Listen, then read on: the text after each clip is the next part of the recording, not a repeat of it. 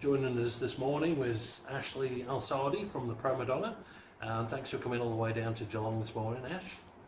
Pleasure. Conversations as such and phone conversations is becoming a dying art. What do you mean by that? That sometimes the online world gives people a little bit of an excuse to hide behind their computer screens, so to speak.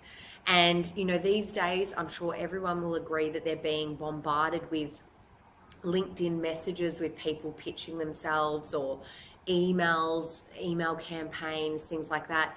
But no one actually picks up the phone to then follow up and have a great conversation with you. So one of the things I reinforced this morning was that I believe human to human contact is more important than ever right now. Most of your competitors probably aren't doing it, aren't building relationships over the phone or in person. So if you can master that, if you can do it and be proactive, you'll be ahead of the game. You also mentioned about being pleasantly persistent when it came to following up with people. What would you mean by that? Pleasantly persistent was a term that was given to me years ago. It was because a client said, "Gee, Ash, you are pleasantly persistent." Ultimately meaning, I think, that I never give up. I'm pretty relentless on the phone, but I try to do it in a pleasant manner.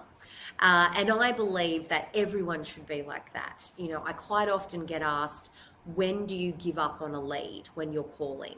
And the answer is, I never give up on a lead, because if someone says no today, but you've had a great conversation, they might say, look, I'm not interested right now. I would say, well, are you happy for me to stay in touch maybe 3 to 6 months down the track and make a time to follow up? Because you never know when that no might change. Business changes so rapidly. You want to be remembered and you want to follow up and be pleasantly persistent.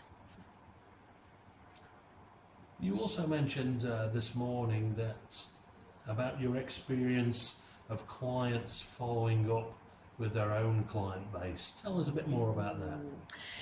So I find that the majority of companies these days do not follow up with past clients.